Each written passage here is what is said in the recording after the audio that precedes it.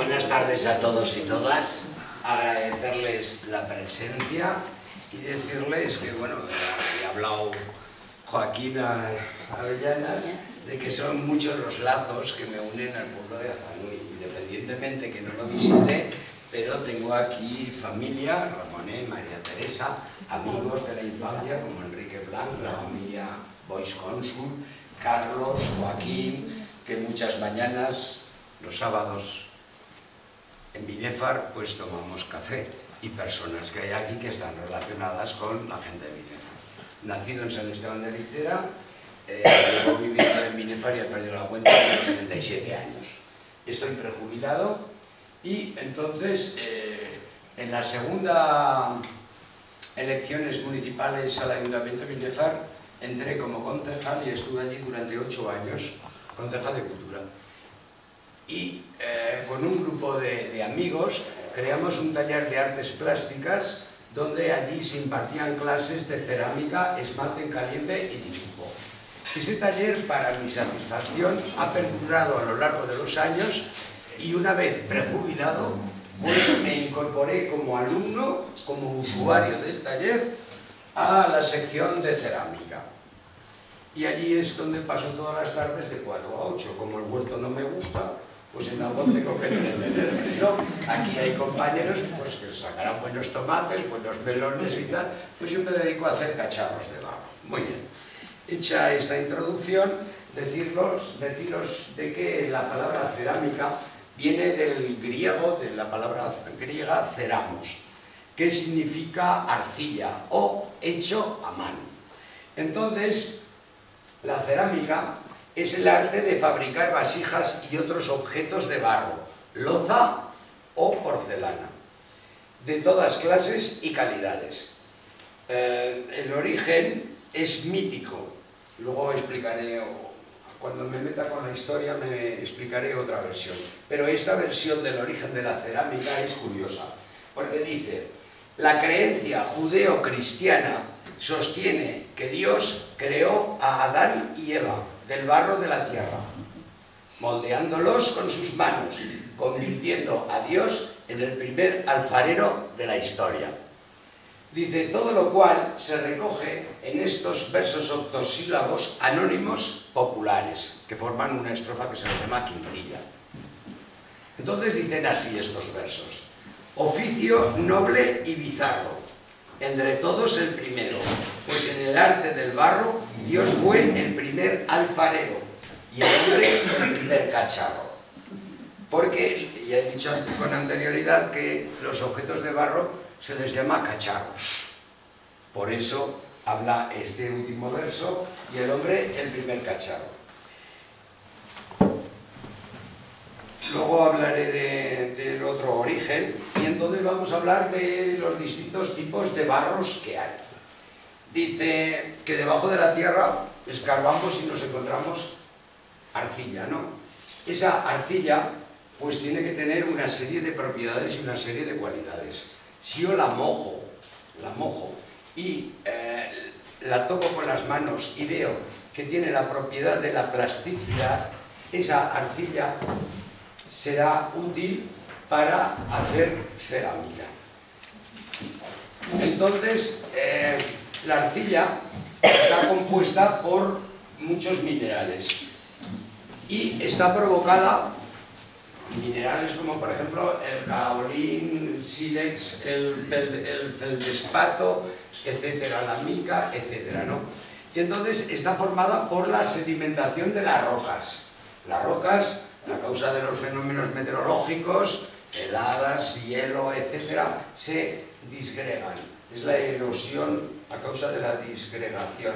Entonces, esa arcilla que cae, pues no es la más apropiada para hacer barro, porque esa arcilla necesita que se sedimente, es decir, que sea transportada por agua y que en el curso de ese transporte pues reciba otros minerales como pueden ser caolín o como pueden ser óxido de hierro, etcétera, etcétera, etcétera. Y todo esto le dará unas propiedades para poderla trabajar después. Es decir, que ya tenemos dos tipos de arcillas: las que proceden de las rocas, que no son buenas, y aquellas que a juro de cientos y cientos de años la erosión las ha ido arrastrando, las ha ido mezclando con otros minerales y sedimentándolas, es cuando esa arcilla tiene propiedades para poder ser trabajada. Dice, cualquier barro no vale igual a la hora de hacer un objeto de cerámica. Depende de la composición de la arcilla, este puede ser de muchos tipos y hace que sea más plástica, porosa, color, etc. Así, la arcilla roja, por ejemplo, que es la que se utiliza mucho por aquí, esa lo que lleva es muchísimo óxido de hierro. La arcilla blanca, que es la que se utiliza para la loza, para la porcelana y tal, pues esa lleva cantidad de caolín. Propiedades. Toda arcilla tiene que tener estas propiedades. Primero, la plasticidad. Si la arcilla es plástica, entonces la puedes moldear. Si la arcilla no es plástica, en el proceso de secado verás cómo se te empieza a agrietar. El churro que hace se empieza a agrietar. Eso es que ha perdido la plasticidad, o bien porque la has tenido mucho tiempo y tal, se ha ido secando, entonces la tienes que humedecer y volverla a amasar. Luego otra propiedad es la refractariedad, que hace que ese barro sea más resistente a las temperaturas. Todo el mundo conoce los famosos ladrillos refractarios, etcétera, etcétera, que se utilizan en los hogares y tal, ¿no? Son más consistentes a la hora de soportar grandes temperaturas. Y luego tenemos la porosidad. La porosidad varía según la arcilla y le dará mayor consistencia después de la cocción. Todas estas propiedades nosotros las podemos variar por medio de los desengrasantes. ¿Qué son los desengrasantes? Son cosas que se añaden a la arcilla.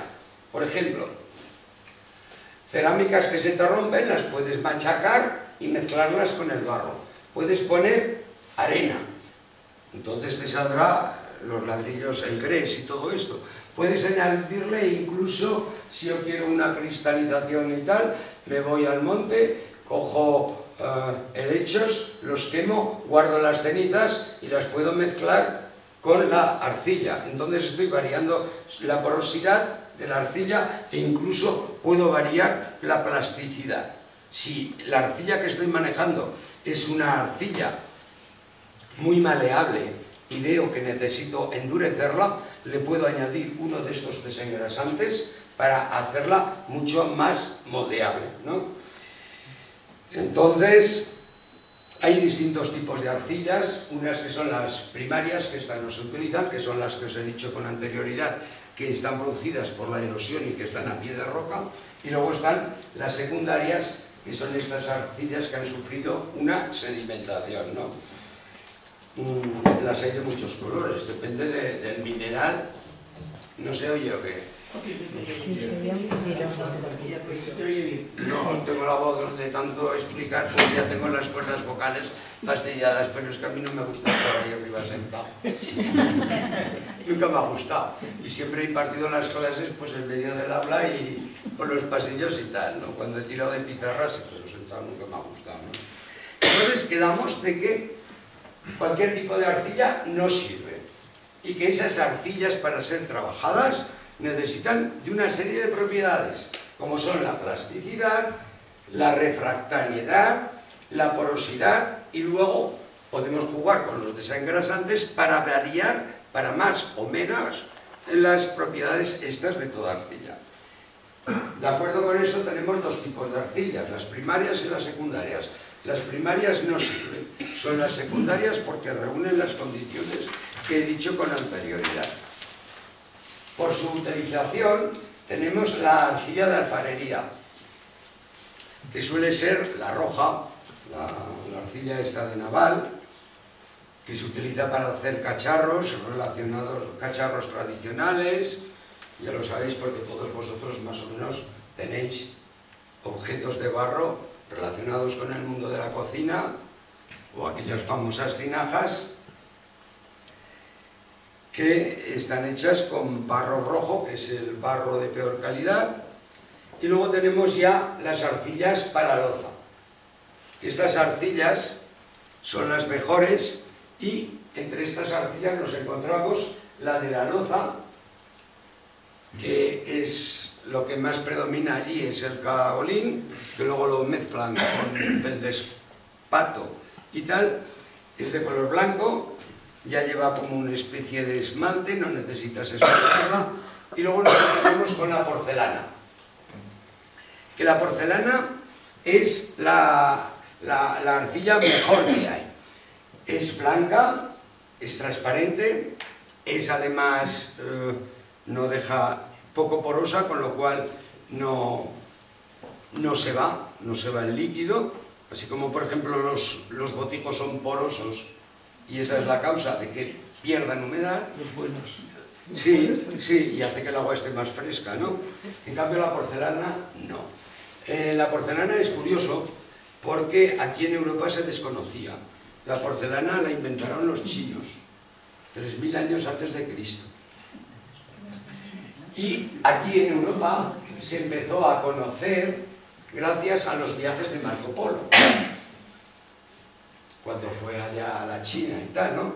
Y la primera fábrica de cerámica que hay aquí en Europa se establece entre Polonia y Alemania, en la región aquella que se llama Sajonia, que es donde empieza la cerámica, siglo XVIII. Y aquí en España creo que nos la trae Carlos III, que es el que trajo la costumbre de los velones de Nápoles, que estuvo allí, en el reino de Nápoles como rey, y luego se incorporó aquí a la península. Es decir, y esa, la porcelana, es la cerámica mejor que hay.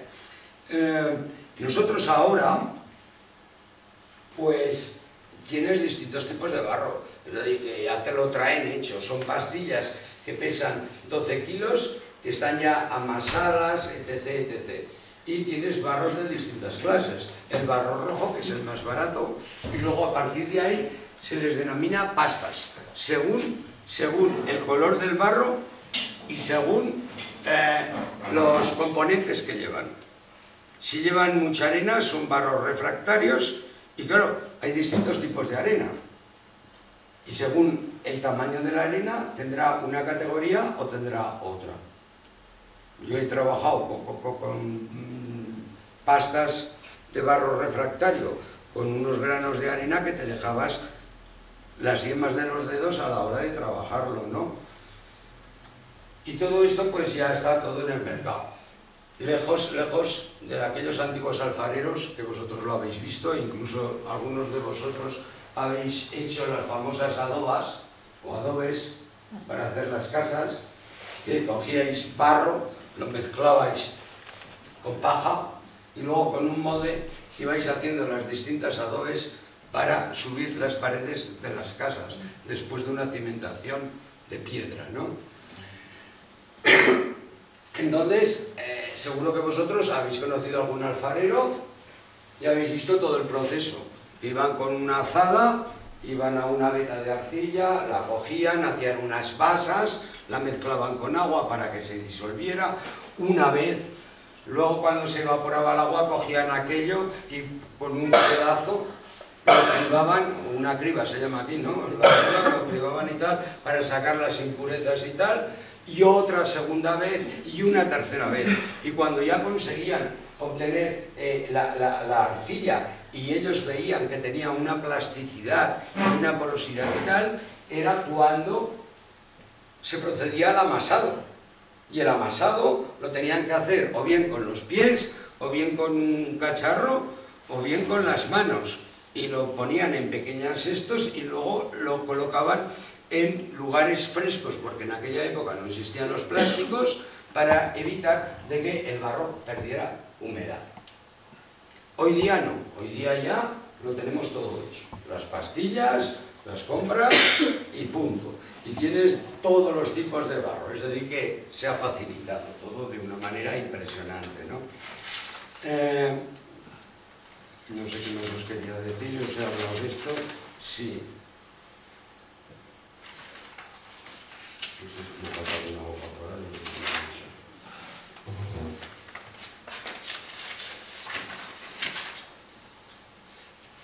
Bueno,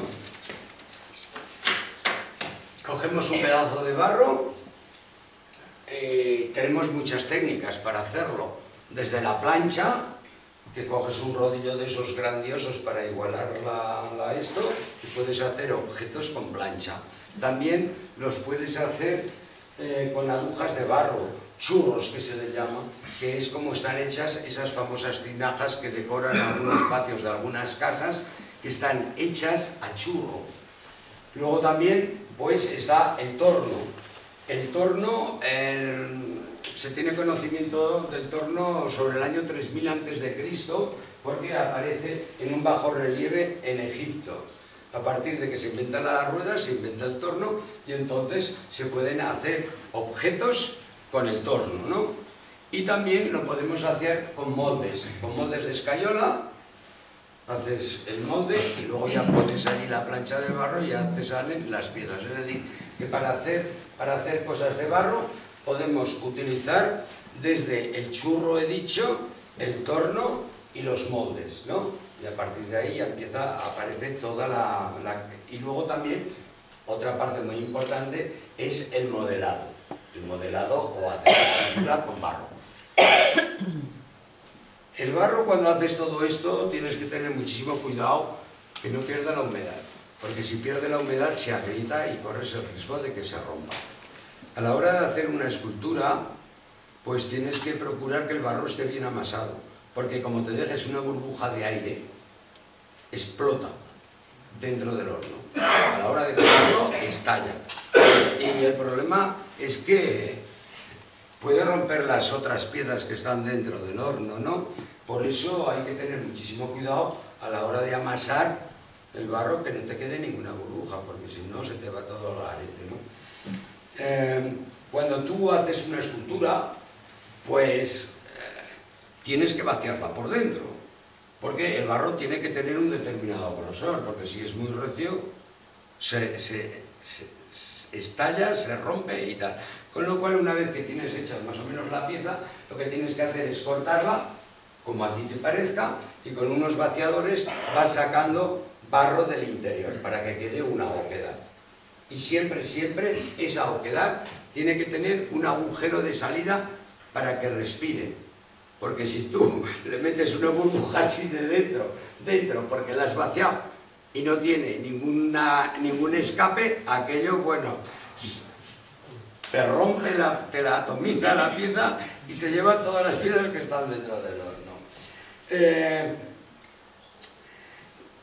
Cuando tú estás haciendo la pieza, una vez que la has finalizado, pues viene el proceso de secado.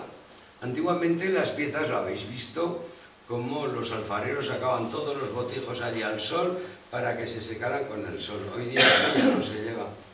Hoy día dejas la pieza y la tapas con una bolsa de basura y cada día, mientras estás haciendo otra pieza, pues sacas la bolsa para que vaya perdiendo la humedad poco a poco, poco a poco. Cuando ves que ya empieza a cambiar el color, entonces ya la sacas.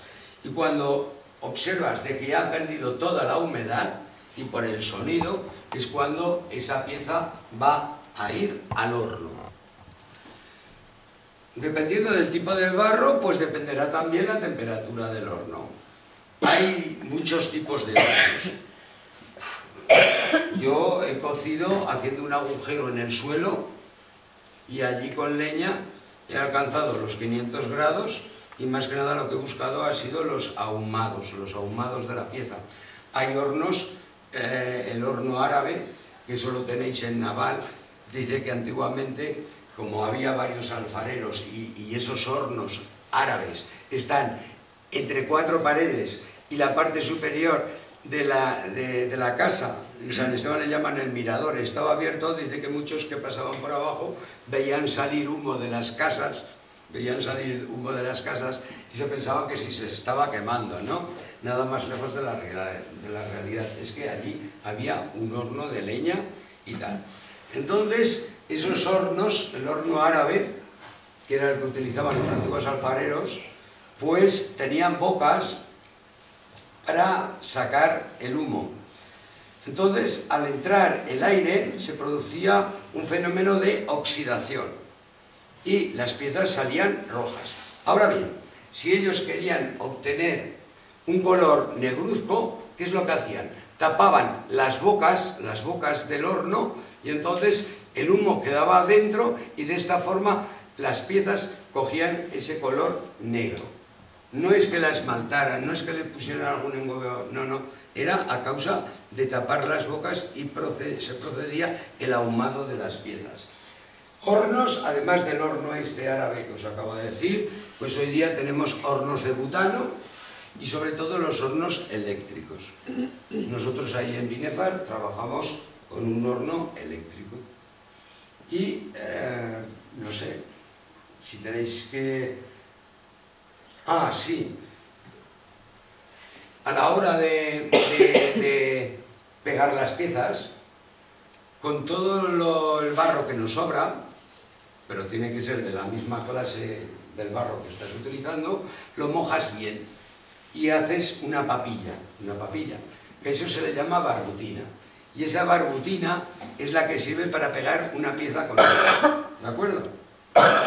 Es el pegamento del barro, la barbutina, que es restos de barro, que lo mezclas con agua y haces una papilla. Y luego los engobes, a la hora de decorar una pieza, lo veréis luego, a la hora de decorar una pieza, pues hay muchas técnicas. Están las técnicas que utilizaban nuestros antepasados, como eran las incisiones en el barro, con objetos, haces rayas y haces un grabado en el barro. También están las excisiones, que son churretes que vas superponiendo sobre la superficie del barro. Luego tenemos los engobes. Los engobes son colorantes mezclados con barbutina. Una vez que tienes la pieza seca, pues primero te la dibujas, haces una serie de incisiones y luego pasas ya a pintarla con los engobes, que he dicho que es barbutina, barro líquido mezclado con colorantes. Además de todo esto, pues tenemos óxidos, como el óxido de hierro, que te dará el color rojo, ahora no me acuerdo, el color blanco sale por otro que ahora no me sale, luego el dióxido de manganeso te sale el color negro, el kaolín te sale el color blanco, ¿no? Y luego ya tenemos lo que se le llama esmaltar. Una pieza como un botijo solamente necesita una cocción de 850 grados a 900 grados. En cambio, o una pieza que lleve engobe. En cambio, si tú quieres esmaltar una pieza, necesita dos cocidas. Primero el bizcocho que lo hemos hecho y luego la esmaltas y pasa a una siguiente cocción. La temperatura del horno variará según el esmalte que pongas. Porque, por ejemplo, el azul cobalto a 1200 grados. El color rojo, pues ese sobre 1100. Es decir, que cada esmalte requiere su temperatura. Porque el horno es una caja de sorpresas. Depende de la calidad del barro, de cómo esté ese barro. Depende de la temperatura del horno. A lo mejor tú pretendes que te salga un color rojo y no te sale el color rojo. Y cuando haces los esmaltes tienes que tener una báscula de precisión y allí contando por gramos todo lo que añades para hacer la mezcla. Porque ya os digo que el horno no sabes lo que te va a salir.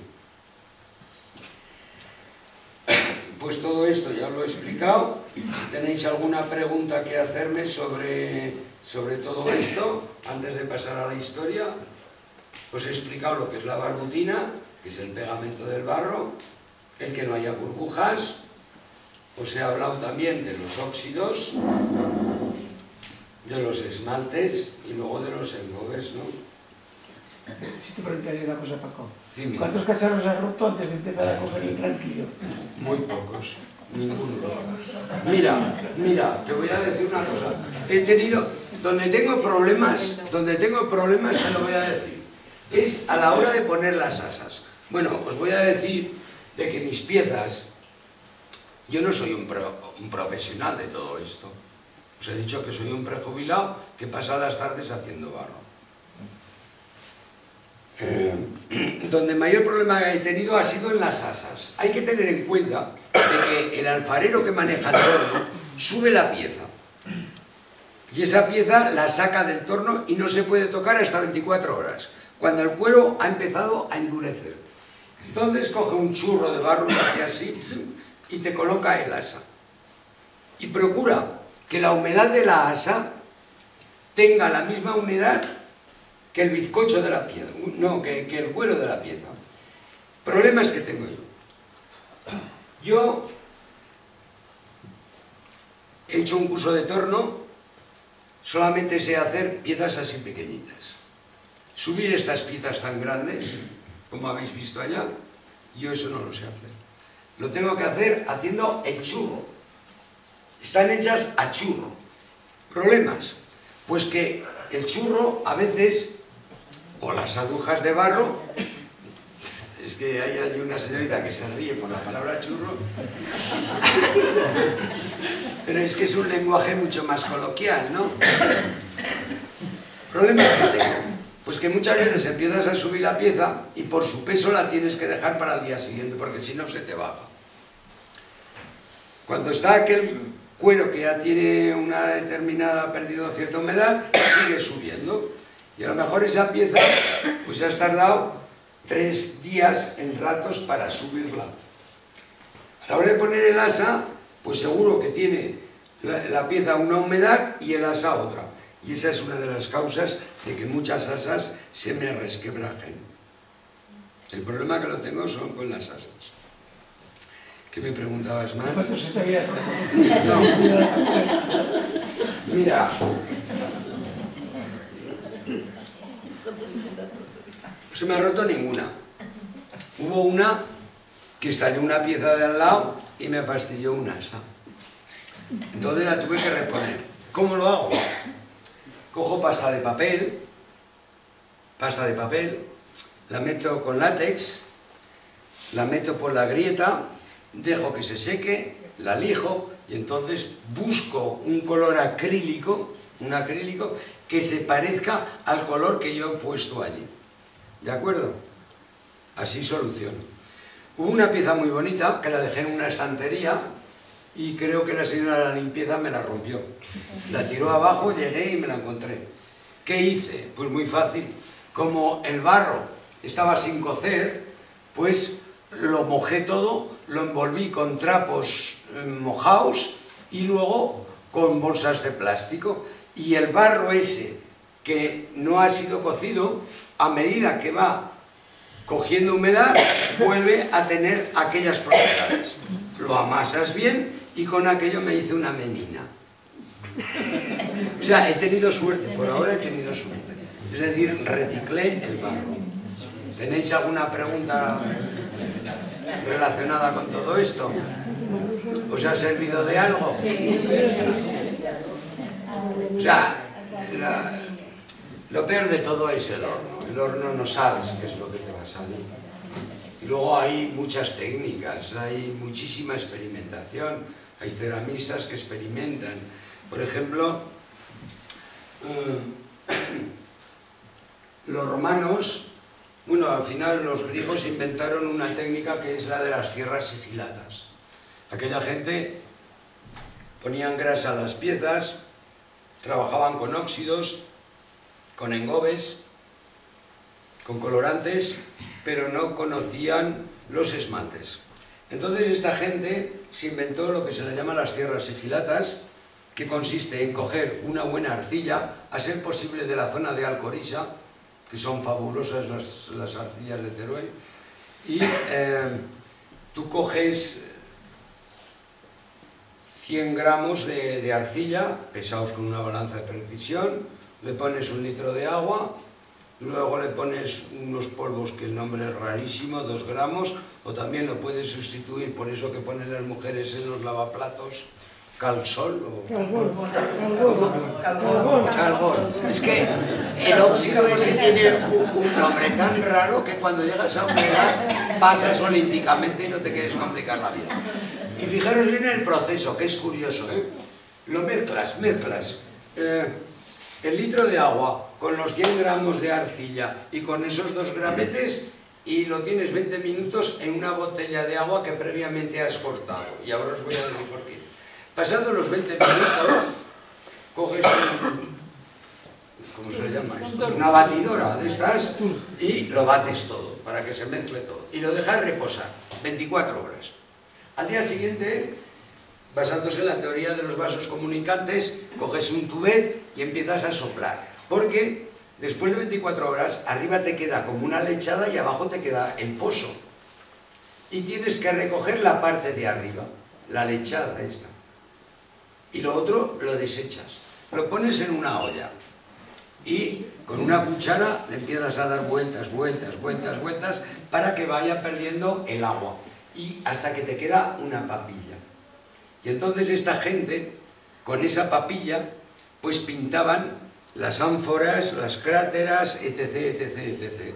Y a medida que le vas dando, eso seca echando virutas, le vas pasando un algodón o bien un pedazo de plástico negro de las bolsas de la basura y lo que haces es bruñir la pieza y te queda con un brillo como si fuera un esmalte.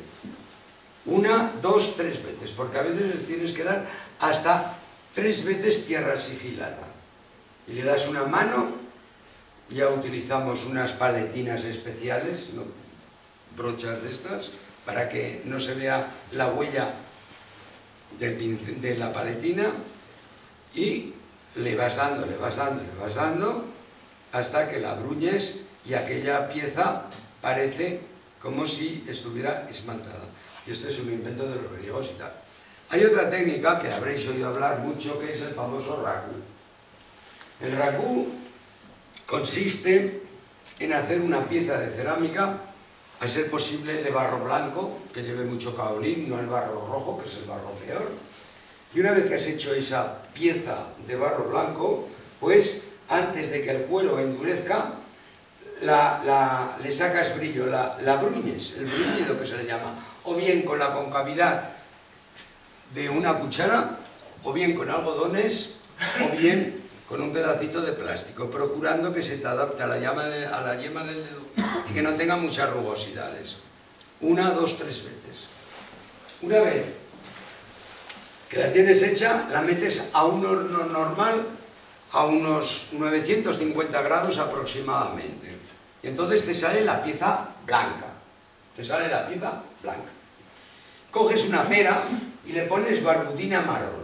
Una perita de estas pequeñas, de las antiguas de las lavativas, pero en pequeño, os situáis, ¿no? Y con la aguja le empiezas a hacer una serie de dibujos sobre el blanco, ¿de acuerdo? Bien, una vez que tienes la pieza decorada, pues entonces pasas al horno de raku. El horno de raku es un horno que se inyecta dos bocas de gas butano, y entonces esas piezas que están en su interior, cuando alcanza una temperatura de 570 grados, al rojo vivo, con unos guantes, un delantal de cuero y unas tenazas, coges la pieza al rojo vivo, se te rompen muchas, y la tiras encima de un montón de serrín. Entonces arde, y al arder se produce humos, y entonces la pieza coge unos ahumados. Una vez que se ha producido ese fenómeno, estando aún caliente, la pasas a un bidón de agua para que se enfríe. Y una vez que la has pasado a un bidón de agua, entonces empiezas a frotar con un Scott Brite, se le llama así, es el mejor. No compréis en los chinos, porque los de los chinos no limpian las cocinas, eso lo aseguro. Coged el Scott Brite, los de los chinos es tirar el dinero. Y entonces se produce el siguiente fenómeno. Esto es curiosísimo. Es que el color blanco de la piedra se ha convertido en negro. Y el color marrón de la barbutina se ha quedado en blanco. Y os voy a dar el ejemplo que les suena. Mirad esta pieza. Parece de nácar. Lo que es el blanco es la barbutina roja tirada con la perita y lo que es el negro es el blanco de la pieza de antes. Esta pieza está hecha a torno. Y veis el agujerito debajo, porque si no estallaría. Yo hago piezas de estas, pero esos pucheros que habéis visto ahí están hechos a churro. Y la prueba la tenéis que si ponéis la mano por dentro, pues se notan los churros. Por fuera no, porque por fuera pues pongo el torno a poca velocidad y entonces con la media luna metálica o con tablas va rebajando, va rebajando. Ahora bien, si la pieza la subes mal desde abajo, por mucho que rebajes, pues la pieza se queda mal, ¿no? Por eso, esas piezas de la colección que tengo ahí, veréis que por fuera parece que están hechas a torno, pero no, están subidas a churro. Porque yo esas piezas, sí, agujas de barro. Trozo. Sí, así. Esta pieza es preciosa, si os la queréis pasar, fijaros bien que el color, que no parece barro, parece nácar, o sea, es curioso. Y el agujerito, porque si no me hubiera estallado. ¿Veis? Esta pieza está bruñida, esa pieza está bruñida. En cambio aquí tenéis otro barro. Este barro es barro refractario. Barro refractario. Ya veis que si lo tocáis es muy áspero por la cantidad de engrasantes que han puesto, que es la arena, ¿no? Entonces está hecho al racú también, porque esto era blanco, pero se ha ahumado con el serrín y tal. Y estos son esmaltes, y depende de la cantidad de esmalte que tú pongas para que se craquele. El craquelado son estas rayitas que hay por aquí, ¿no? Si tú pones muchísimo esmalte, pues entonces se craquela. Esta es otra pieza que he hecho al racu, que la he subido porque a la hora de hablar de todo esto, que no veáis que todo es barro rojo, ¿no?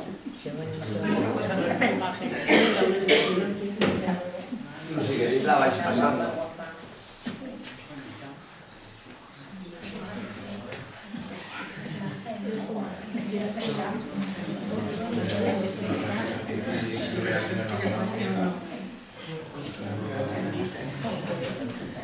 A ver, sobre todo, por favor, que quede bien claro que yo no soy un técnico, que yo soy un jubilado, ¿vale? No. Hombre, mira, ahora te voy a decir una cosa. Ahora estoy pintando una botella con engobes. Una botella de barro que tiene esta forma así, ¿no? La boca acampanada. Tiene una altura así, ¿vale? Y hace días que me pasaba por la idea de hacer una pieza dedicada a los dioses egipcios. A Ra, Osiris, Isis, etcétera, ¿no? Los tengo totalmente dibujados. Primero me hago los dibujos. Y cuando el cuero está aún algo tierno, lo pongo allí y hago la silueta con un punzón bajo el cuero. Los estoy pintando con multitud de colores. Lo llevo bastante adelantado. Pero esa tarde he estado de 4 a 7 de la tarde. Ayer desde las 4 hasta las 8. Que llevo 4 y 3, 7, yo creo que 5 horas más. Es decir, que esa pieza solamente pintarla me va a llevar unas 12 horas. Pero claro, no tengo nada que hacer y lo puedo permitir. Si yo tuviera que vivir de todo esto, pues resulta que si una pieza me ha llevado el hacerla 18 horas, a nada que le puedo comprar una señora de la limpieza a 10 horas la hora, pues ¿cuánto tendría que venderla? Por 180 euros. ¿Quién me da 180 euros por esa pieza? Salvo alguno que entienda, alguno que sea caprichoso. ¿Sueles vender algo? No, he regalado, pero el problema es almacenar. No, es que, pero ya verás, o sea, hay una cosa, ya te he dicho, ¿Por qué? Te voy a decir el porqué de todo esto. Es una satisfacción personal. Resulta que cuando yo daba historia, siempre me ha gustado mucho la arqueología, la cerámica y tal. Y a la hora de explicarles a mis alumnos las distintas etapas de la cerámica en Grecia, que vosotros las tenéis ahí y ahora os lo voy a explicar, pues tenía muchas limitaciones. Y los críos estudiaban la cerámica cordada, la cerámica cardiac. ¿Y dónde sacas tú la cerámica cordada? Llevaban los críos al Museo de Tarragona y allí veías muchas cerámicas romanas. Si tú vas a un yacimiento ibérico, como Calaceite, pues verás muchas cerámicas ibéricas, ¿no? Y me propuse, con carácter didáctico, y he podido disfrutar de la idea, de hacer una exposición de la historia de la cerámica, empezando por ahora lo veremos, ¿no? Y el año pasado, aunque no trabajes, si te ha gustado mucho la enseñanza, siempre te queda el gusanillo este, ¿no? Con el Departamento de Geografía e Historia montamos una exposición allá abajo en una sala de exposiciones impresionante y había 60 o 70 piezas, todas ordenadas cronológicamente. Y me bajaban los alumnos con un autobús de Historia del Arte, los alumnos de Geografía e Historia y los de Plástica.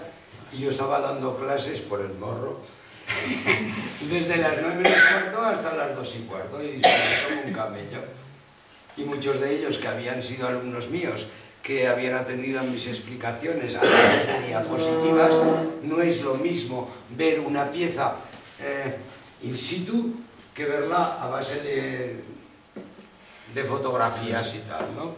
Entonces, lo que me ha movido a hacer todo esto es con carácter didáctico, pero hay que decir también que también me permito hacer esculturas, cosas muy raras, cerámica moderna, y cuando me coge la idea de hacer una cerámica en honor a los dioses de Egipto, pues me embarco, aunque me lleve 18 horas. ¿Pero trabajas solo o trabajas con más gente?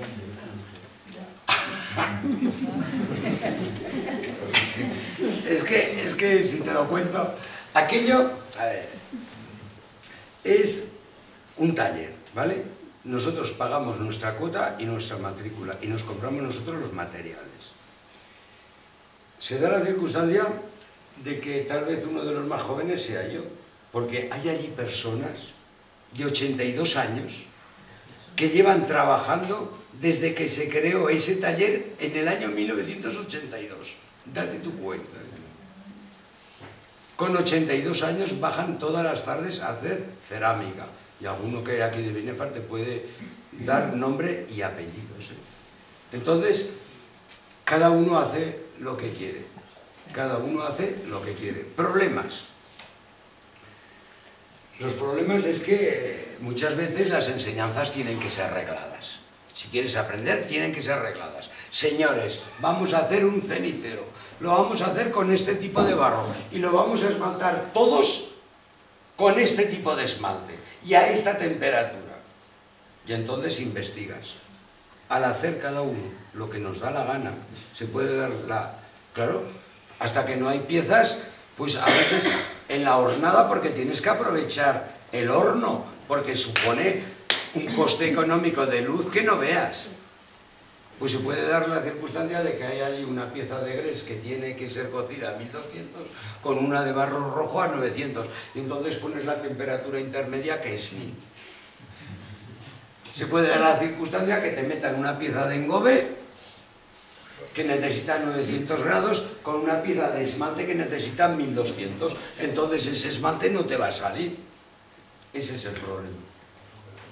Pero a nivel ocupacional, social y tal, es un ambiente muy bueno, porque la mayor parte de los que estamos allí estamos tarados físicamente. Y de esta forma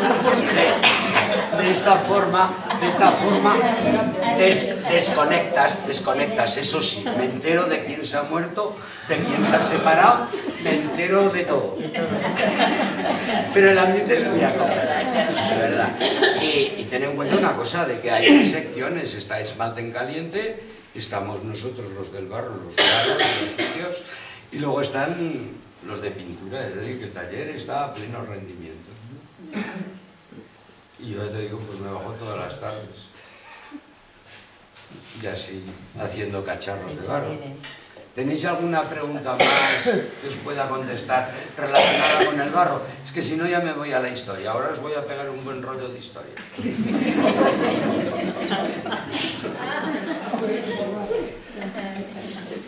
Os habéis enterado de algo, ¿no? De los distintos tipos de barro, que no todos son botijos y tal. Bien. Mira, antes os quiero... Sí, dime.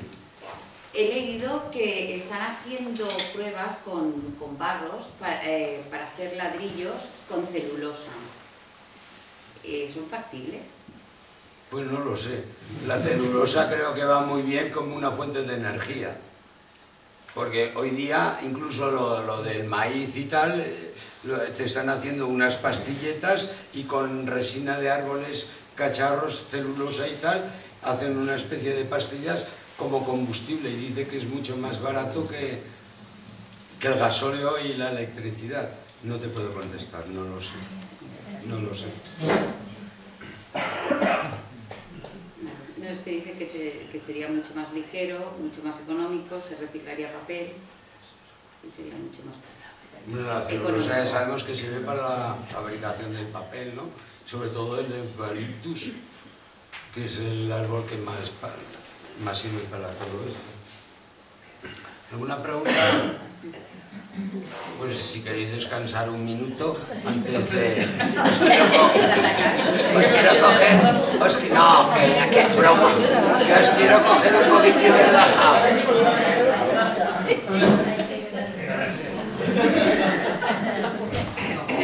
Bueno, mira, empezamos, ¿vale?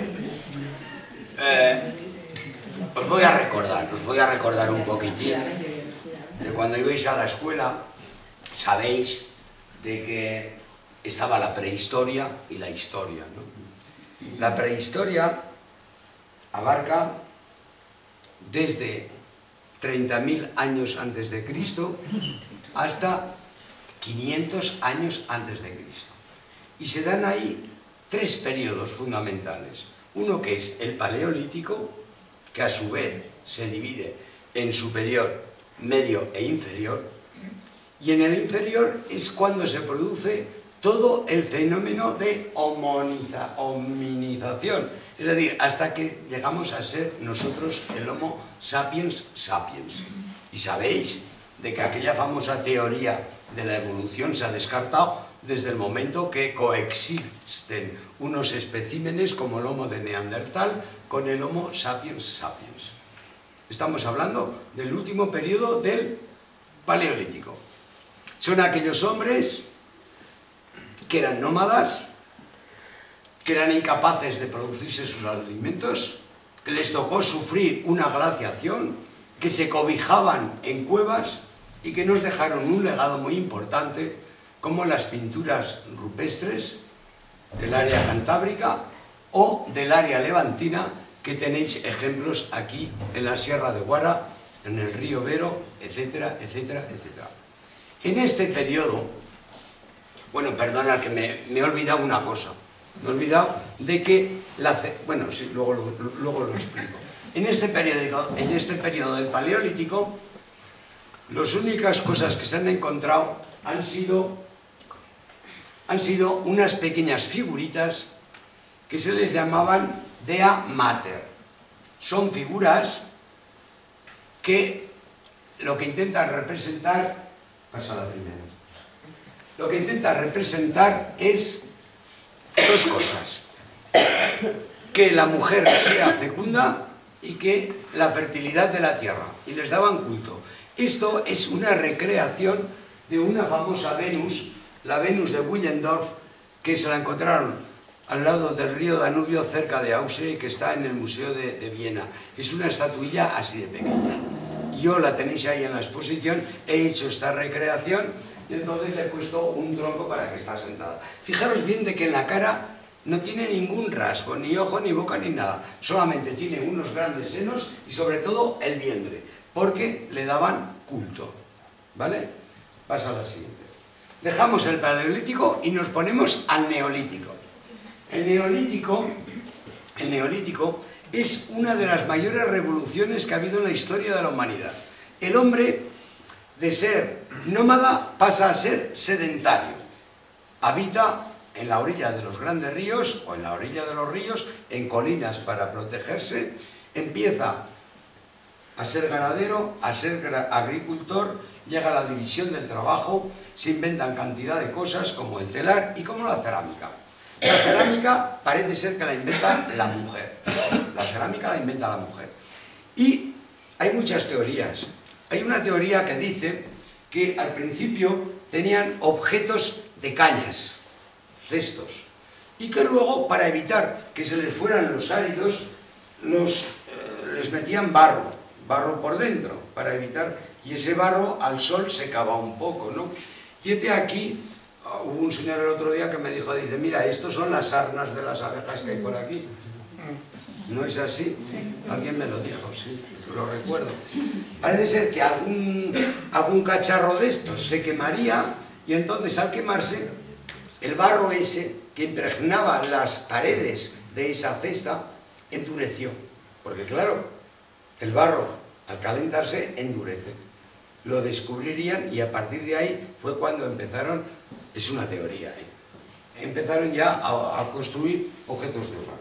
Es decir, que la cerámica como tal empieza en el neolítico. Aquí tenéis en el neolítico lo que se llamaba antes las Venus, ahora se les llama de Amater. Esta me la he inventado yo, no es ninguna copia ni nada. Es una escultura, sin cabeza, sin brazos, sin nada. Simplemente lo que quería representar era las mamas y el vientre, para simbolizar lo que os he dicho con anterioridad. Pasa. Bueno, esta es la famosa cerámica acordada que os la he subido, porque aquí he subido un poquito de cada cosa para que vierais la evolución. Esta cerámica es de la más antigua conocida, es del neolítico como he dicho, y hacían incisiones en el barro. Esas incisiones en el barro, como veis, estaban hechas con cuerdas. Problemas que tuve. Se me puso en la cabeza que la tenía que hacer con un vencejo. La gente mayor sabe lo que es un vencejo, ¿no? Los jóvenes no lo sabéis. Pues mira, los segadores cortaban con la dalla y tal, hacían unos pequeños montones y luego iba el abuelo, que no podía dallar, pero sí podía atar, colocaba el vencejo que previamente había sido humedecido y colocaban allí las gavillas y luego lo ataban. Esos vencejos estaban hechos de esparto, ¿no? Entonces los vencejos que me dieron pues eran muy viejos, y llevaban muchos filamentos. Los introduje en látex para que fueran más compactos, pero no había Dios. Como lo tenía que hacer con el cuero tierno, pues la pieza se me iba para un lado, se me iba para otro. Solución, cogí un pedazo de cuerda así, que la pudiera dominar, y empecé a hacer incisiones, con una mano haciendo las incisiones y con la otra por detrás para que no se me fuera la pieza. Sigue. Bueno, estamos hablando del neolítico y antes os he dicho de que fue una de las mayores revoluciones de la historia de la humanidad. Es curioso cómo el hombre se vuelve productor, aparecen las primeras aldeas y aparecen las primeras civilizaciones, lo que se le llama las civilizaciones fluviales, a lo largo de Tigris, Éufrates, Nilo, en América del Sur, en la China y tal, y parece mentira que apareciera este movimiento. Entonces tengo una colección de piezas neolíticas, todas ellas de distintas partes del mundo donde aparece el neolítico. Esa en concreto es de la China, del río Amarillo, está pintada con caolín, y bueno, el rojo ya sabéis que es el óxido de hierro, etc. Sigue. Esta, mirad que tenéis los vencejos de estada. Esta es del río Nilo y es curiosa por las espirales que tiene y las asas. Y entonces le colocaban unas cuerdas para poderla transportar. Y mira, en lugar de colocar cuerdas, coloqué los vencejos de estada. Esos son los vencejos de estada. Sigue. Esta es muy curiosa porque es una técnica mixta. Está formada por churros o agujas de barro en la parte superior y luego aparecen estas espirales. Es de una región de Grecia que se le llama Tesalia. Estamos aún en el Neolítico, pasa. Esta es preciosa, esta es de Grecia, me costó muchísimo el hacerla, sobre todo por el trazo, porque claro, estas piezas no las puedes decantar, porque tenemos como un acolchado, como un cojín grande, ¿me entiendes? Para que no se te rompa la pieza, porque este barro es muy delicado, está sin cocer, no tiene dureza, y se te rompe. Entonces las tengo que pintar en una torneta a mano alzada así, chin, chin, chin, chin. A veces coloco una olla y encima de la olla, al revés, coloco la torneta para sobre todo las partes bajas, ¿no? Y entonces está pintada con engobes y con óxidos. Pero para que esto te coja, tienes que pasar 3 veces el pincel por la rayeta para que te coja el color. Claro, eso lo puede hacer un jubilado. Sí. Esta es muy bonita, esta. Aquí en Europa se da la cerámica cardial, que es de las más desconocidas. Fijaros bien que este tipo de cerámica se da en Europa y desde el año 6000 al 5000 antes de Cristo. Es la cerámica, después de la cordada, la cerámica más antigua que se conoce. Y esta cerámica está hecha con el cardium. ¿Qué es el cardium? Son esos berberechos grandes, que los he puesto allí para que los vierais, y entonces con el berberecho hacen las incisiones en el barro. Estas incisiones de aquí, las de abajo y las de arriba, están hechas con las piezas que tenéis allí. Lo otro no, lo otro está hecho porque el barro es muy agradecido, con cualquier cosa puedes hacer algo.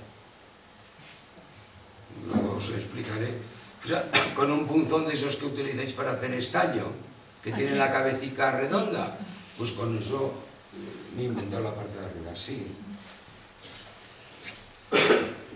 Esta es la famosa taza de Tesalia. Ya veis ahí el caolín, veis el óxido de hierro, sigue. Esta es el vaso campaniforme. La cultura del vaso campaniforme se da en el norte de África y toda Europa. Se le llama vaso campaniforme porque tiene forma de campana invertida. Si yo le doy la vuelta, y luego veis, tiene las incisiones en el barro. Es decir, he ido sacando el barro para hacer el dibujo. Esta pieza creo que la tenéis ahí, me parece. Sigue. Esta es del Neolítico español. Entonces, ¿qué hago yo? Yo veo las piezas y trato de reproducirlas. Una vez que sé lo que tengo que hacer, espero que me salga, me ilustro, leo mucho, libros de historia del arte, internet, etcétera, etcétera, y en un blog me voy apuntando los distintos tipos de incisiones que hacían ahí. Y a partir de ahí me monto mis propias composiciones. Por eso hablo de recreaciones, no hablo de copias, porque tal vez no esté capacitado para hacer determinadas copias. Sigue. Esta es lo mismo. Luego les pongo cera, y luego con un calcetín de lana de aquellos antiguos, a brillar. Se me ha puesto una bola que no vea de tanta vida. Hasta artrosis en este dedo. Sigue. Bueno, os he dicho antes que el Neolítico es una cosa curiosa, aparece en distintas partes del mundo. Y esta es de la cultura calchoqui, allá en la Argentina. Y el original no tenía trenzas. Y esta creo que la he subido. Y como no tenía trenzas, el original, me permití la libertad de hacerle unos churros por la parte de atrás, y aquí se ponen trenzas. Y con un bolígrafo, un lapicero, le hice una serie de hendiduras a las trenzas. Se aprecia, ¿no? Ahí en los laterales se aprecia, sí. Bueno, hemos dejado ya el Neolítico y nos metemos en la edad de los metales. Sabéis de que hay 3 épocas: la edad del cobre, la edad del bronce, que es cobre más estaño, con lo cual las herramientas tenían mayor consistencia, y la edad del hierro. Aquí se prolifera mucho la cerámica y además de la buena, en la edad de los metales. Esta es de la cultura del Argar. Sobre el año 2000 a.C., en el sur de Andalucía, concretamente en la provincia de Almería, se dan allí dos culturas fundamentales, una que es la cultura de los millares y otra que es la cultura del Argar.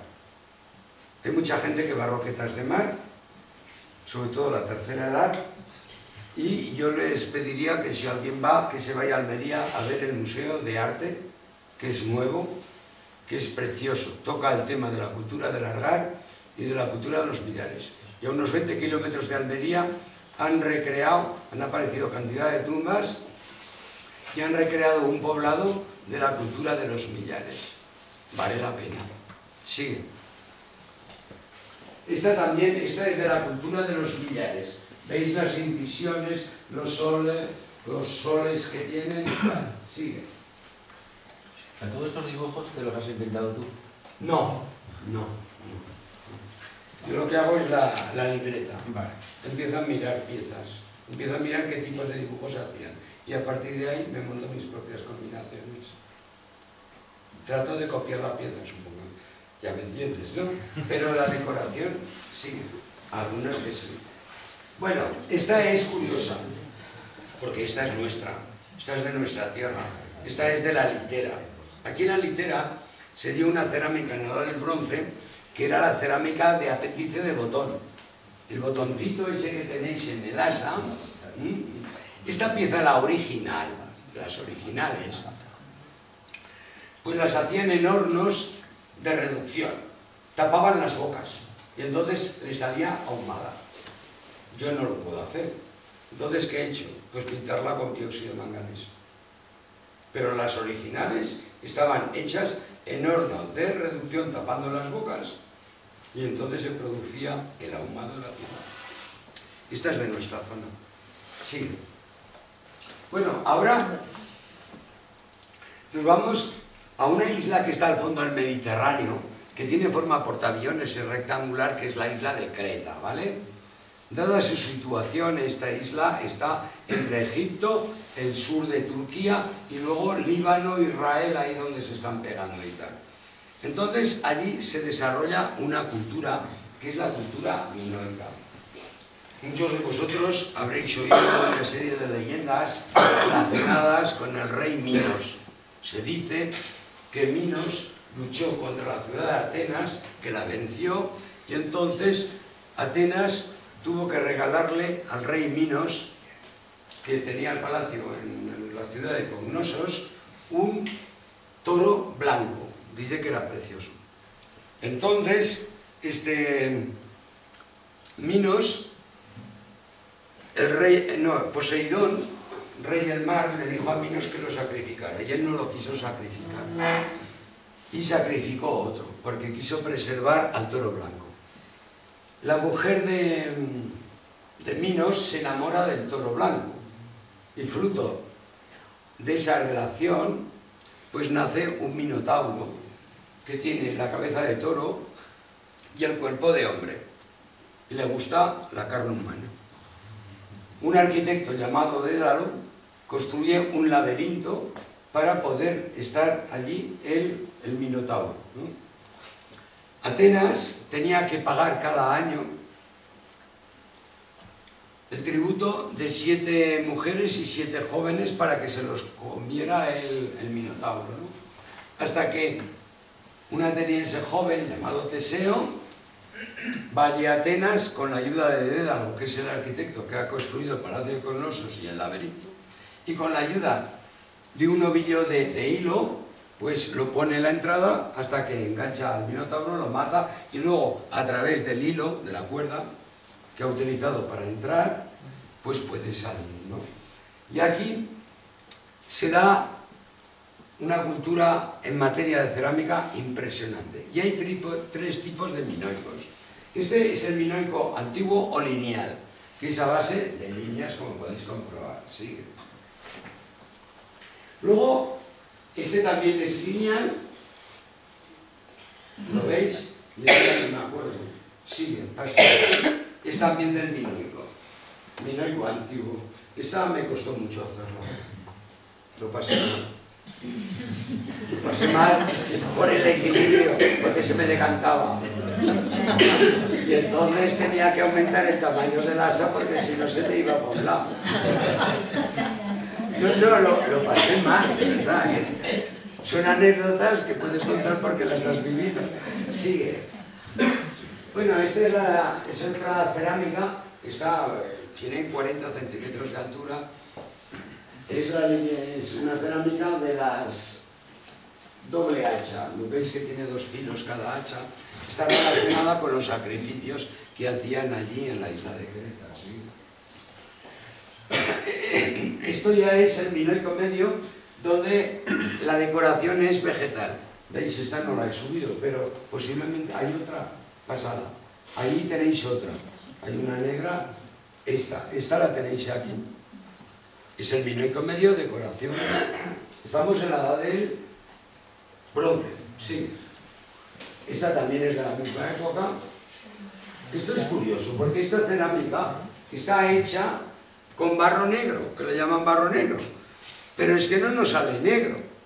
Nos sale como un color marrón, parecido a la chaqueta que llevas tú, una cosa así. Luego la bruñes, porque ese brillo es de bruñir el barro. No lleva nada, ni cera ni nada. Anda, que no le di yo a eso.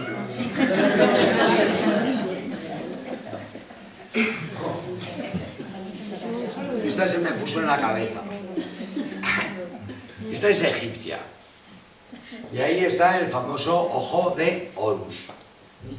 Alguien me dice, ¿y cómo eran las cruces? Las cruces tienen una simbología, no es del cristianismo, es de la antigüedad, ¿no?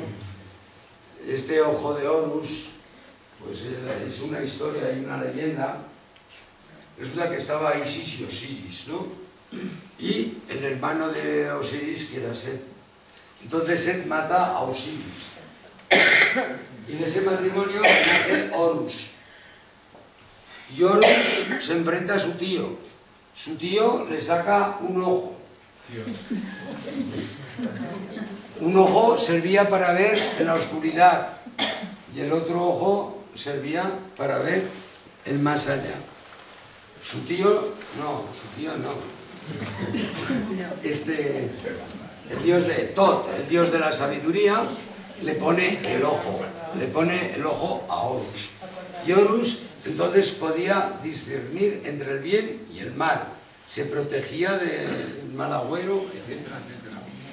Y hay teorías, podía ver en el más allá y podía ver incluso en la oscuridad. Y todo esto lo relacionan con una glándula que tenemos aquí en el medio del cerebro, que es la glándula pineal, que dice que si tú practicas mucho con los ojos oscuros en la oscuridad, puedes ver los objetos aunque no haya luz. Y muchos lo relacionan también con la telepatía. Esta glándula que por desgracia no la sabemos potenciar y no la sabemos ejercitar. Se me puso en la cabeza y ahí está. Sigue. Bueno, este ya es el minoico más próximo a nosotros y la decoración es animal. Es decir, el primer minoico, decoración lineal, el minoico medio, decoración vegetal y el último minoico, decoración animal, a base de peces, pulpos, etc. ¿Sí? Bueno, dejamos ya la isla de Creta y nos vamos a la zona continental, a la zona del Peloponeso, sur de Atenas, de Grecia. Allí se dio la civilización micénica, con Agamenón y todos estos, la guerra de Troya, os suena, ¿no? Es una civilización totalmente guerrera y quise hacer esta pieza donde aparecen unos animales mitológicos que se les llama grifos. Grifos. Entonces estos animales tienen la cabeza de águila y el cuerpo de león. Y leyendo, decía que los nidos de los grifos eran de oro. Entonces le dije a mi mujer, que entiende algo de manualidades, digo, dame una patina de oro. Y entonces el nido lleva una patina de oro, por eso brilla más, por seguir la mitología griega. Sigue. Esta es micénica, también decoración animal. Esta ya también es micénica. Esta es, nos vamos ya a Grecia. Hemos dejado la edad del bronce, estamos ya en la edad del hierro. Y aquí aparecen distintos estilos de cerámicas. La más antigua es esta, que es la protogeométrica. Fijaros bien ahí todas esas líneas a mano alzada, a mano alzada en la torneta. Bueno, sigue. Esta también es un cátaro geométrico con animales, ya veis, son medio monstruosos. Y esta lo que incorpora son esos círculos unidos en las asas. ¿Los veis? Es la característica principal de esta cerámica. Sigue. Esta es otra foto de la misma, apreciando los detalles que hay. Puede que esté ahí, me parece que sí, está ahí. Bueno, ahora ya llegamos al dibujo geométrico como tal. No sale. Puede, la he subido yo, esta sí que está ahí. Esta es una urna funeraria, ya sabéis que incineraban a los muertos, luego colocaban sus cenizas en una urna. Y representa a un muerto que se ve, no se ve porque está por ahí, y luego estos son gente que se lleva la mano a la cabeza, que el duelo que acompaña al difunto, que está dibujado allí, que lo podéis ver en la sala de exposiciones. Sí. Y ahora ya nos ponemos... Es que aquí tengo que contar una anécdota. Nos ponemos ya en el siglo de Pericles. Pericles fue el que construyó el Partenón en la Acrópolis de Atenas, Grecia, ¿no? Una vez que los persas habían destruido la Acrópolis, luego con la famosa Liga de Delos tiene mucho dinero y construye el Partenón. Entonces, en el siglo V a.C., gobierno de Pericles, pues hubo dos estilos de cerámicas. Fijaros bien. El primer estilo, el fondo es claro y las figuras son oscuras. Son oscuras. Cuando pintaba esta pieza, pues ya veis que se le ve la titola y se le ven los testículos a uno de ellos. Y una mujer me decía, oye Paco, que es imposible en esta posición que se vea la cosa. Digo, pues mira, maja, esta noche cuando llegues a casa le pones la palangana de agua a tu marido, que le saca los pantalones y que se ponga en esa posición. Y mañana me dices, joder, si se ve. En el otro lado hay otro dibujo. Pero esto, a veces, ya te digo que yo soy autodidacta, ¿no? A veces para el verano voy a cursos, pero a veces descubres cosas.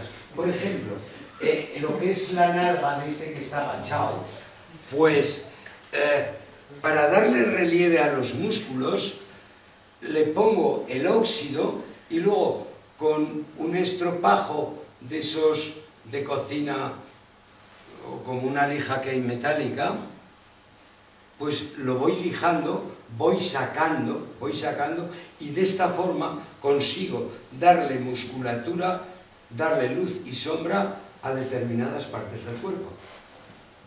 Lo unto todo y luego voy sacando. Nadie me lo ha enseñado. Sigue, pero... Esta es muy bonita, esta también. Es griega, es de la misma época, como podéis ver. Sigue. Esa es la misma, pero es que claro, ahí tenéis muchas esculturas que no las podéis ver porque habría que verlas por la parte de atrás, ¿no? Sigue. Esta... Uy, esta.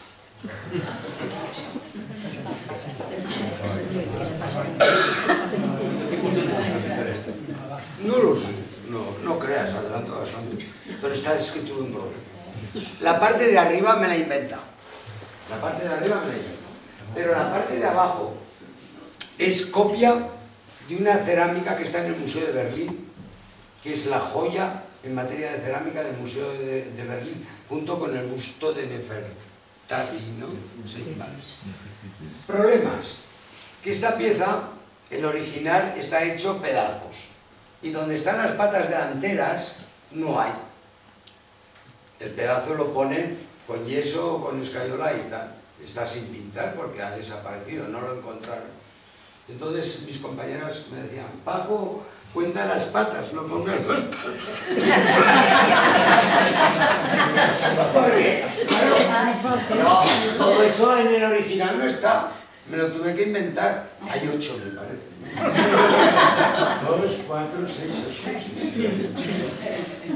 Ahora es preciosa esta pieza. La he subido, la tenéis ahí. Esta pieza está ahí. Sigue.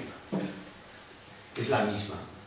Pero fijaros bien lo de las asas, que tuve la suerte que no se me agrietaron. Le puse unos trapos mojados durante 1 o 2 horas para que cogiera humedad. Y ahí no se me agrietaron, sí. Bueno, esta pieza no la puedo subir porque es así de alta. Lo que me daba el horno. Es un regalo que le hice a mi mujer cuando se jubiló. Es barro rojo. Y aquí experimenté con las tierras sigilatas, porque el original, esa es la joya del Museo Arqueológico de Atenas, barro rojo, la joya del Museo Arqueológico de Atenas, mide una animalada, no sé si 1 metro y pico, una burrada, que no me cabe en el horno de aquí, porque... Entonces me entretuve, fue un reto, y es otra una funeraria que se le llama la una de Lipidón. Entonces aquí se ve el carromato con el caballo, arriba el muerto y las plañideras. Está hecha toda con tierra sigilata, con lo cual con una cocción hubo suficiente. Y luego a pulir cada vez que le daba para sacarle el brillo.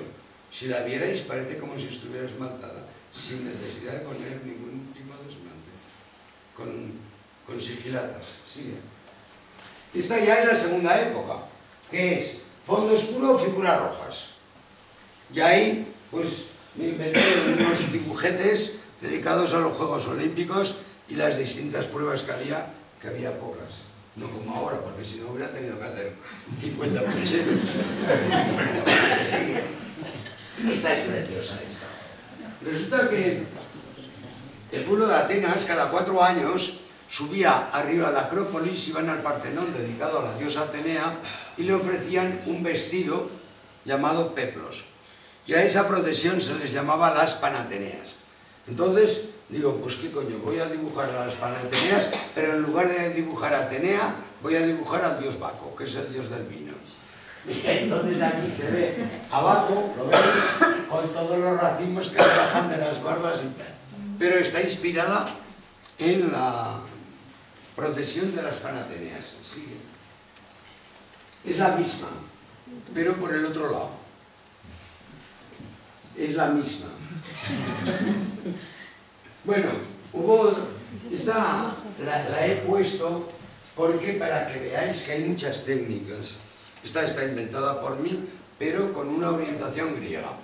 Una vez que le he dado yo la tierra sigilata a todo, con un bolígrafo al cual en la punta le meto una aguja, y con un mechero lo sueldo todo, la aguja con la cápsula del bolígrafo, y entonces con esa aguja, previamente me he dibujado los dibujos con un lapicero, voy sacando la tierra sigilata, y entonces se ve, en la parte de abajo, se ve el color del barro.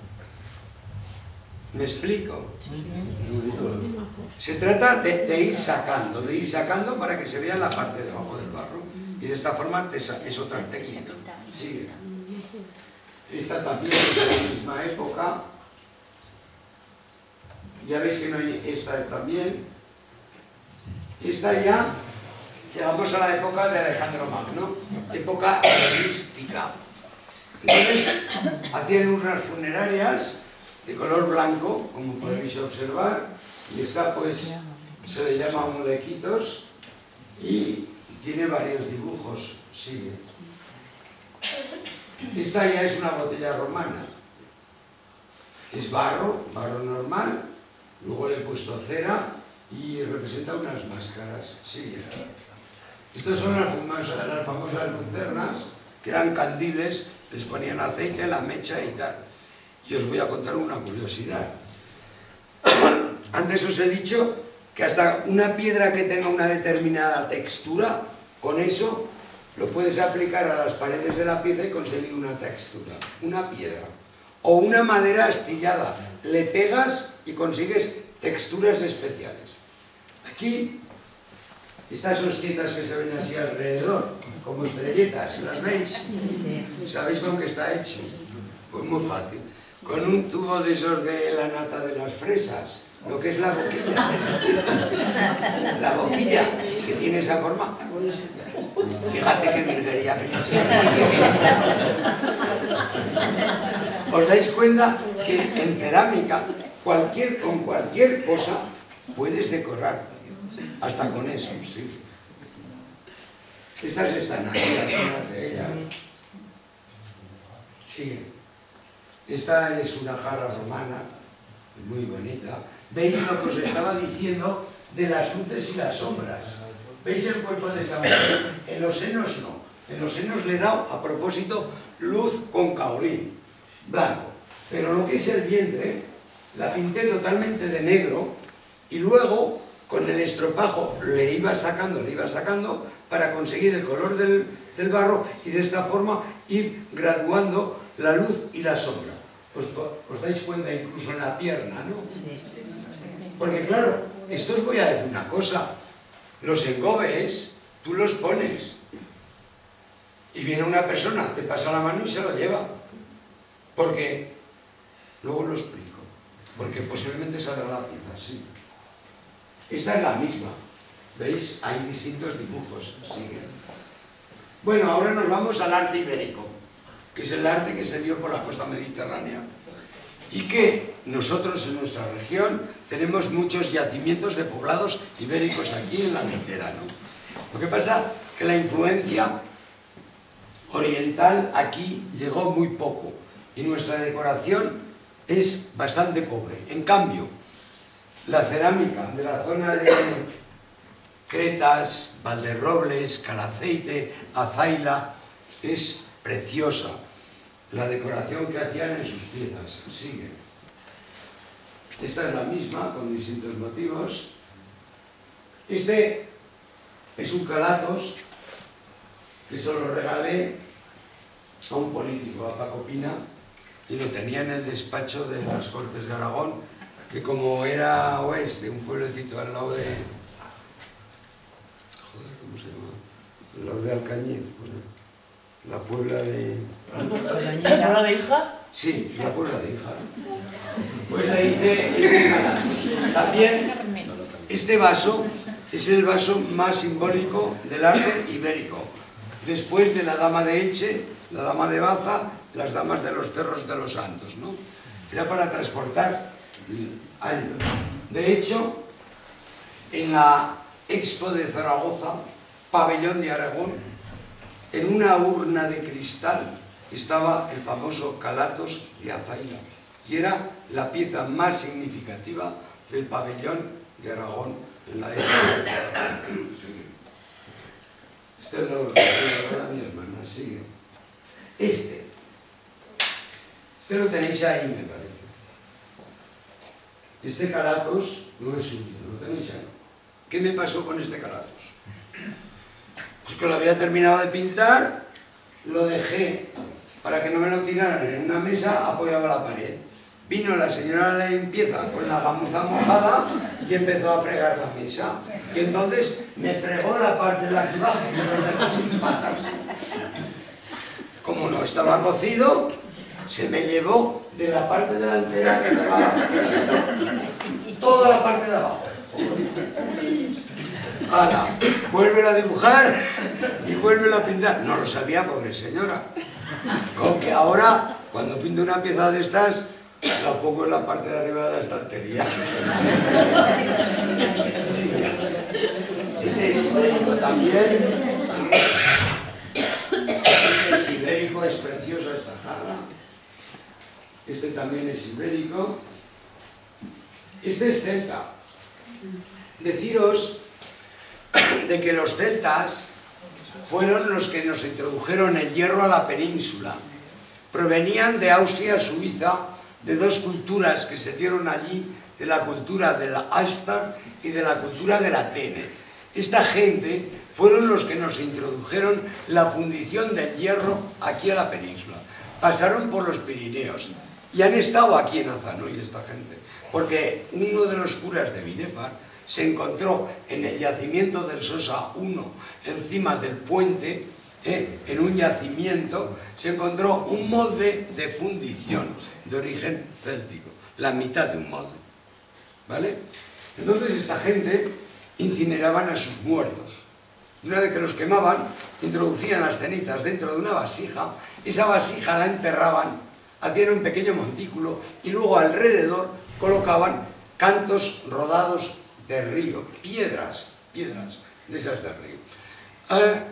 En la zona de entre Albalate, dirección a Monzón, que hay una serie de colinas y hay muchos enterramientos de estos, que se le llamaban campos de urnas, la cultura de los campos de urnas. Y nosotros, por las orillas del río Cinca, tenemos mucha de esta cultura. Aquí en nuestra zona lo que más predomina es cultura ibérica, pero hay yacimientos ibéricos incluso por esta zona. Sí. Ah, bueno, esta ya veis cómo está hecha, ¿no? Retrocede, ¿puedes? Sí. Esta está hecha con lo de la aguja y el bolígrafo, sacando. La pinté toda de negro y luego me dediqué a sacar, que es otra forma de decorar una pieza. Sigue. Estas, pues de vez en cuando tengo varias. Es de culturas precolombinas en América del Sur, que algunas de ellas son preciosas. Sigue. Esta también es precolombina. Esta es del norte de África, del Rif. Sigue. Bueno, si tenéis algo que preguntarme. O sea, ¿qué ¿Qué pasa? Que me he hecho muy pesado, ¿no? ¿Cuándo hemos estado?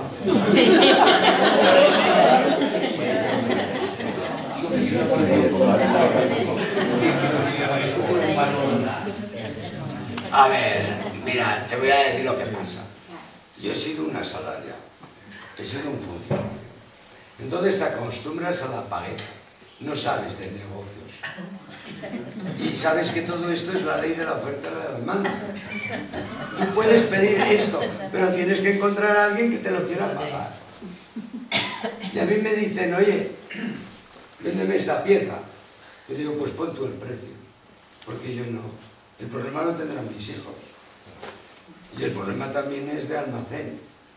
Porque los cuadros, que también tengo una colección de cuadros, un tanto raros, un tanto extraños. A lo mejor no me los quiere nadie. ¿Conoces más gente que tiene esa serie de colecciones? Siempre, ya te he dicho que lo que más me ha motivado el hacer esto, que puedo seguir trabajando años y años y años, es por cuestiones didácticas. A mí ahora me llaman del Instituto del Departamento de Geografía e Historia y me dicen, Paco, monta una exposición. Claro, yo necesito ayuda. Aquí Joaquín y otro señor han bajado a San Esteban, me han cargado las piezas, mañana tengo que venir a las 9:30, voy a estar 1 hora y pico o más embalando, me van a ayudar a bajar, ¿me comprendes? Lo hago de una forma totalmente desinteresada. Y lo que más me motiva es que la gente no asocie el mundo de la cerámica a un cántaro o a un botijo, que sepan que la cerámica es una fuente no escrita de la historia, que a partir de la cerámica tú puedes conocer vida, costumbres, herramientas, etcétera, que se utilizaban en la antigüedad. Y la gente no le daba la importancia. Y eso es lo que me motiva. Cada loco con su tema. Ya te he dicho que no me gusta hacer huerto.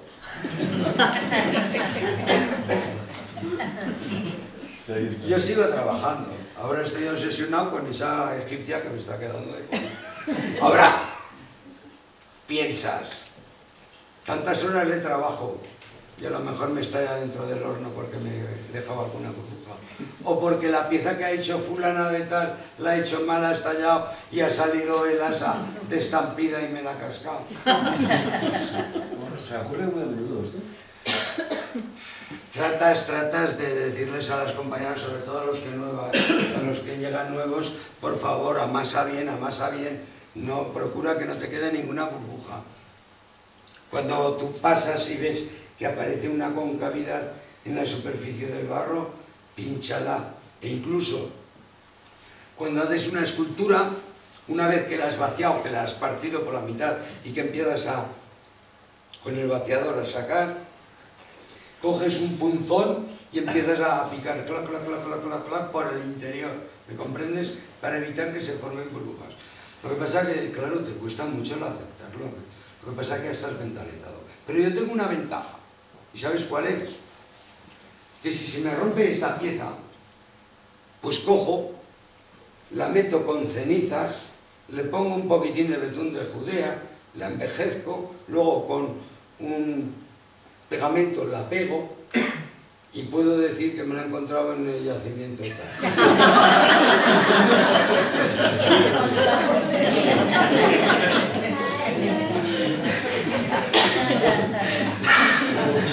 He tenido suerte por ahora, pero claro, ya corres esos riesgos, pero no me digas tú esa cerámica que estoy haciendo que me estás pegando de coña con unos colores espatarrantes, que se me rompa dentro del horno. Pero es un riesgo que corres. Porque oye, yo cuando pinto, mira, pinto con acrílicos porque pinto en la cocina. ¿Entiendes? Yo tengo una habitación especial para pintar. Entonces, cuando me jubilé, todo el mundo me regalaba cajas de óleos. Allí las tengo, 5 o 6 cajas de óleos, maletines, no puedo pintar al óleo. Porque para pintar al óleo necesitas llevar 2 o 3 cuadros a la vez por el secado. Huele.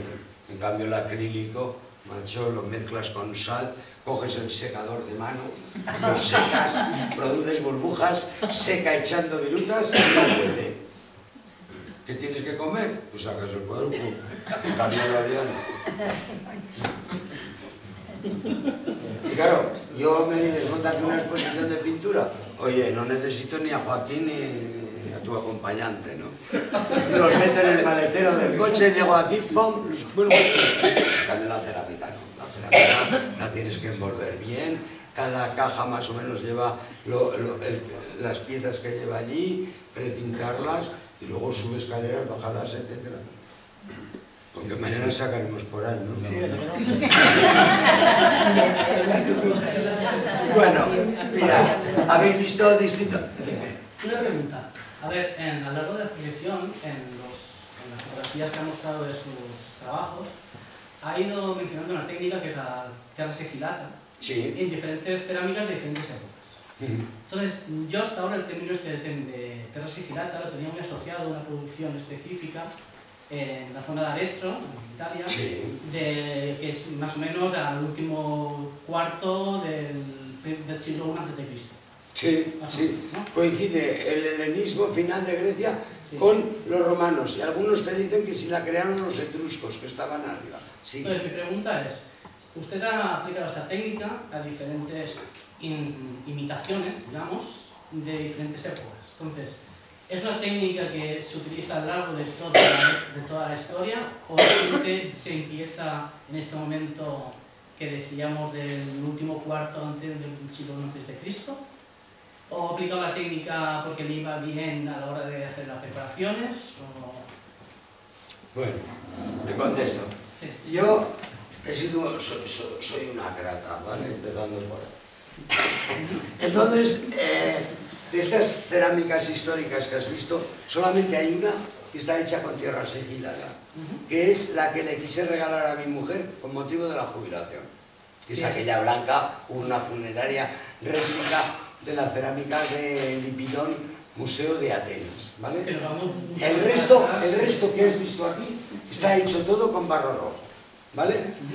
Con sigilatas tengo alguna pieza hecha y luego he hecho, pues, esto, piezas modernas, ¿me comprendes? Pero todo esto que has visto hoy está hecha todo con barbutinas óxidos, etcétera, ¿vale? Y barro rojo, que es el barro de peor calidad. Lo que pasa es que entonces, cronológicamente, la técnica de Terra Sigillata... Empieza a finales de Grecia, época del helenismo, Alejandro Magno, reinos helenísticos. Luego parece ser que a Roma, los que la hacen famosa son los romanos. O sea, antes de... Porque hay una producción muy específica que se llama Terra Sigillata. Sí, sí, sí. Que empieza en esa época que he dicho... Bueno, es una técnica. Es una técnica. Con esa técnica... Yo quería preguntar si la técnica es una técnica que se extiende a lo largo de toda la historia, o más o menos del principio No, del helenismo, en ese periodo. empieza... En ese periodo que me has dicho. En ese periodo. Finales de Grecia y es la técnica de los romanos. Lo que pasa es que ellos, los romanos, se dedicaron mucho a la escultura. Mármol, bronce, etc.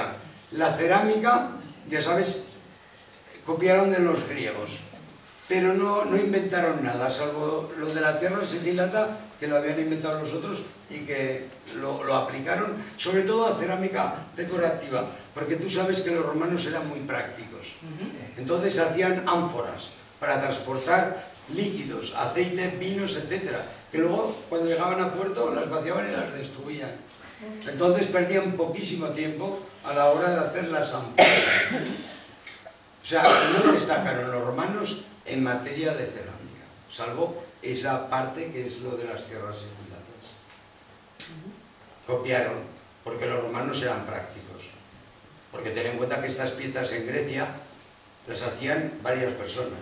Uno, los alfareros, que eran los que subían la pieza, y otro, los que las decoraban, que eran los que se llevaban la fama. En mi caso, no me llevo la fama, pero yo subo la pieza a base de churros, sin chocolate, luego me la decoro y hago lo que puedo. Y ocupa tiempo. ¿Te ha quedado claro? O sea, luego lo de las tierras sigilatas se pierde. ¿Qué ha pasado ahora? Pues que hay mucha investigación dentro del mundo de la cerámica.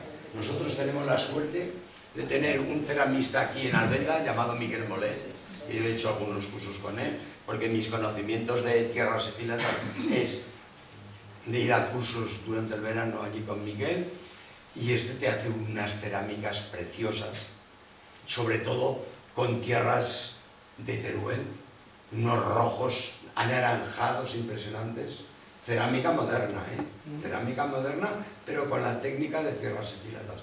Tal vez sea en materia de ceramistas, en el tema de tierras sigilatas, el mejor que hay en España.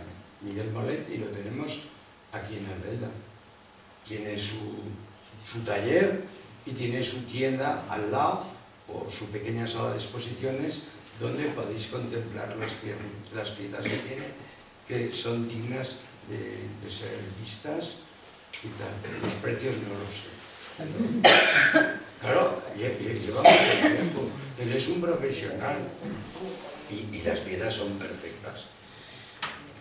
Porque la mayor parte de los ceramistas no trabajan las tierras sigilatas. Utilizan muchas técnicas.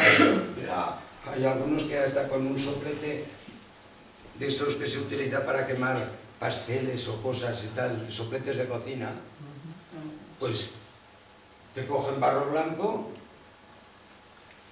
te dan unos esmaltes y luego para el ahumado pues los ahuman con el soplete este de gas y luego al horno, con lo cual obtienen lo que no podrías hacer en un horno eléctrico. No lo puedes hacer, lo de la reducción, cosa que antes se podía hacer en aquellos hornos de leña tapando la boca, como se explica. Pues lo consiguen los efectos a base de cosas que hay en el mercado. ¿Alguna pregunta más? Bueno, pues me voy satisfecho si habéis visto de que la cerámica tiene su historia,